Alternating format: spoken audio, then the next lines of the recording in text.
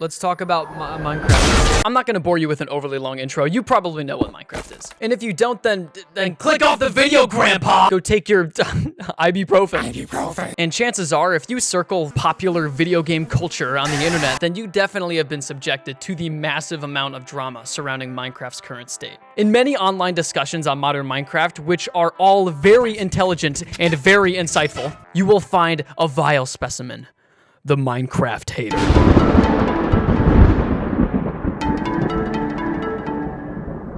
Citing the game's directionless, boring design, overabundance of aesthetic, shallow features, and just weird choices as reasons as to why Minecraft has gone downhill. Now, do I agree with these people?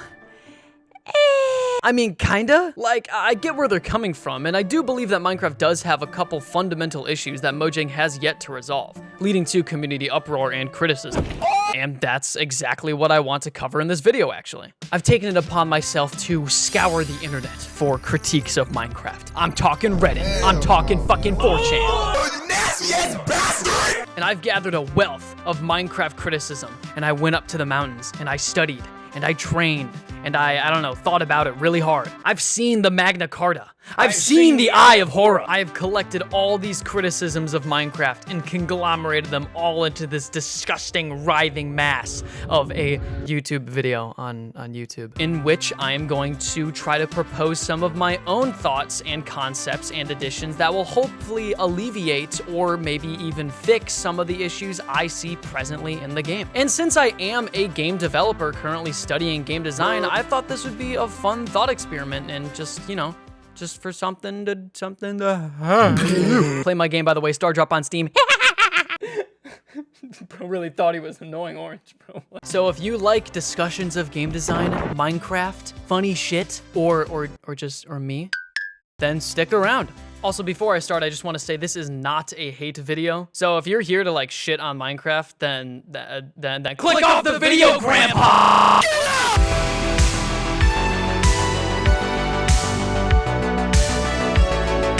Let's start out with the big one. One issue that I see brought up time and time again when diving into these critical discussions is the idea that Minecraft does not give players enough incentive to engage with certain aspects of the game. Now, before I delve into this first point, I think it's important to address how much of Minecraft's design philosophy is deeply rooted in the idea of intrinsic value. And you might be thinking, whoa, Mr. PeachieDotZip on YouTube, I don't know what intrinsic means, bro. I just sat down. My fucking brain hurts. Well, let me break it down for you. When it comes to the world of game design, there are basically two ways that the player feels the desire to, I guess, play the game. And I mean literally, I mean like the motivation to play the game. These two ways are intrinsic and extrinsic motivation. Intrinsic motivation is subjective. It's player-oriented. When a player is motivated to do something intrinsically, it basically just means that they want to do it because they just do. They find it fun. They find it interesting. Simply doing it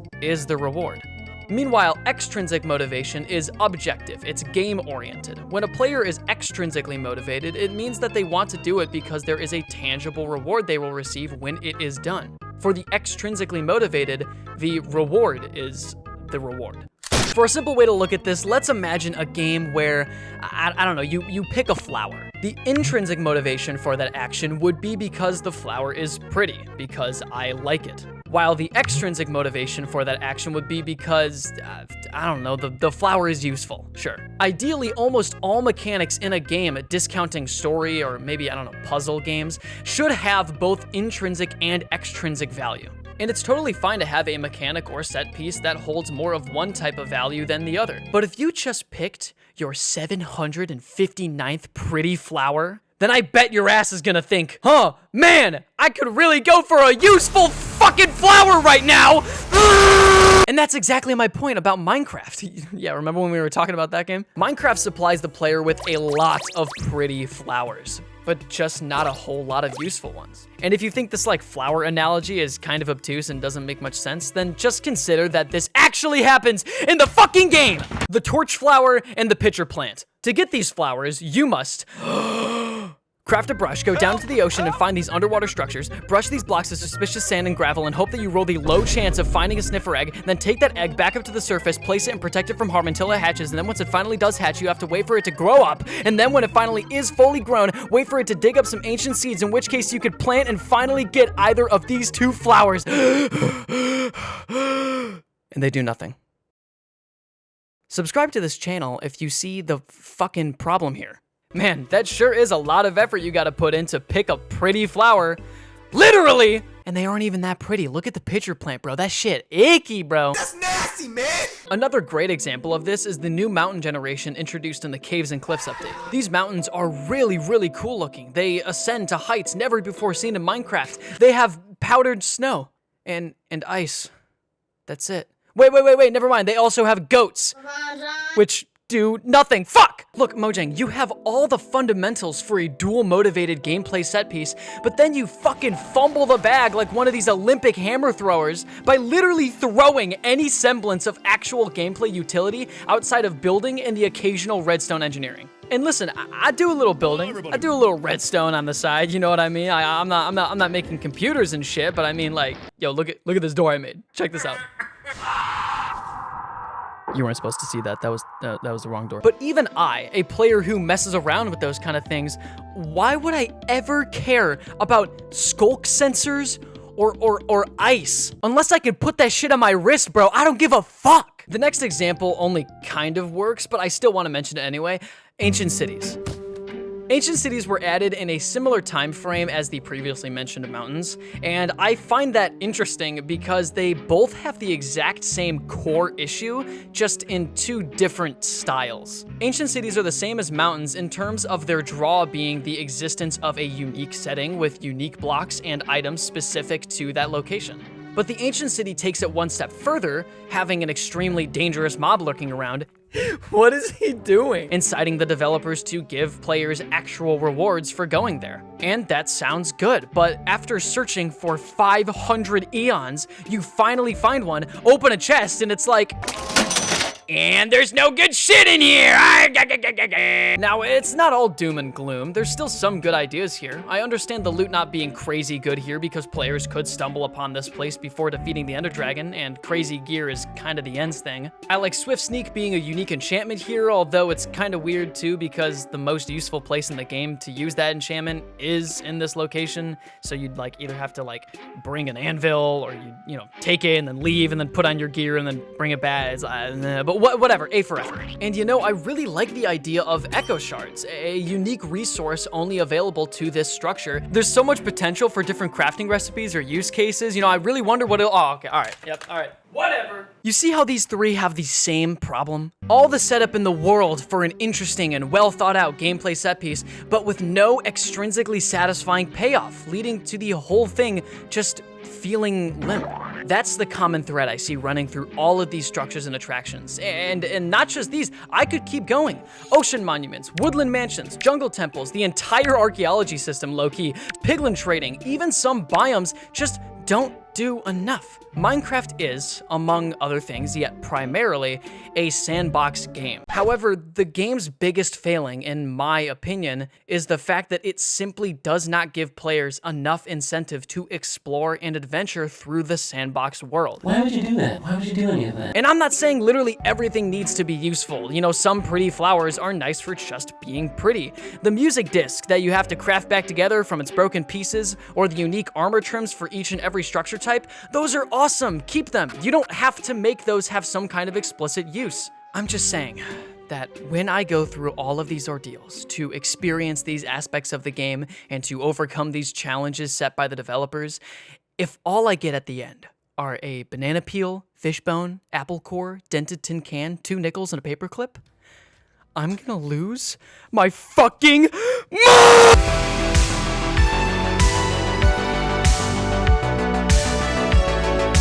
Ugh. Okay, this section is gonna be like way shorter than the previous one because it's basically the same idea. But I won't be focusing on extrinsic and intrinsic shit as much as I'll just be focusing on the more surface level functional value of some Minecraft mechanics. That means we're gonna have to talk about the elephant in the room, or should I say, the polar bear in the room.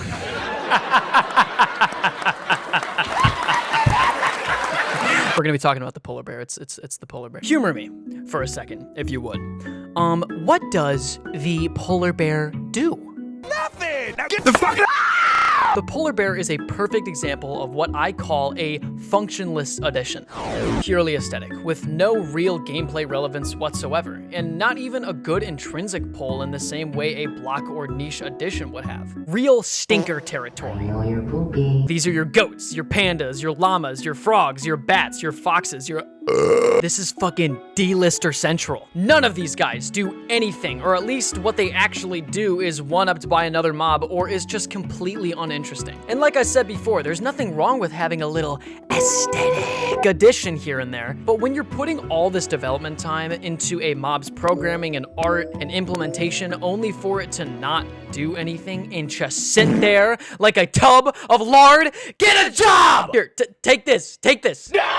It definitely stings more than a functionless block is all I'll say. And I think this does contribute to a little bit of the frustration coming from the Minecraft fan base, that a lot of the time we get functionless additions. We get mobs that don't do anything, that take up development time that only a third of people want, judging by the mob vote and judging by the fact that the mob vote was recently taken down, which was another huge point of contention with the fan base. And if you're thinking, Peachy, bro, all you've done is whinge and complain. Didn't you say that you were gonna propose your own ideas to fix things? And you know, why yes, astute viewer, let me give you a little kiss for that. Mwah.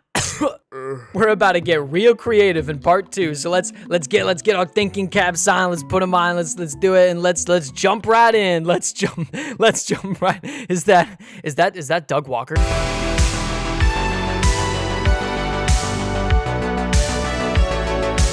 In the midst of all this shit slinging, let's actually propose some ideas that can help weather the storm of Minecraft's poopy design decisions. And as I've illustrated hopefully well enough throughout this video, I think that the best and easiest way of doing that is by simply adding some functionality and extrinsic value to a bunch of the, let's just say, prettier flowers in the game. And you know what? Yeah, let's start with the literal pretty flowers that I see as one of the biggest pieces of missed potential in the game, and pretty much inspired this whole video. Let's start off with torch flowers, and easy enough, these things should glow. They literally have torch in the name. I don't know why they don't, but even then, I don't think that would be a good enough extrinsic pull, not by a mile. We already have torches, which, you know, if you want light, there's a million other options than just torches as well. And if you want a plant-based light production decoration, then we already have glowberries, or maybe even, I don't know, fucking sea pickles. So we gotta find another avenue of adding use to this item, and maybe not even just this one, but many other items like it.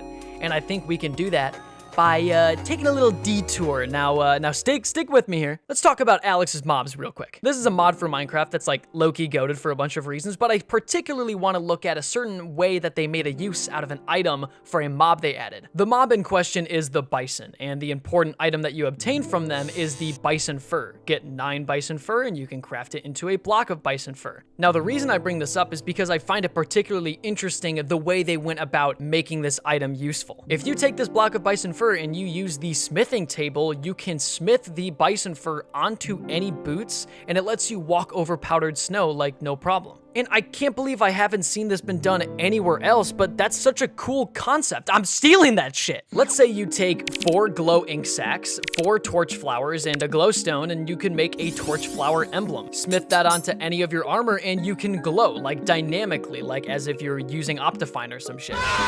And isn't that cool? We just took a previously useless item, combined it with another previously somewhat useless item in the form of glow ink sacks, and we made something that has utility to pretty much every Minecraft player ever. Psst.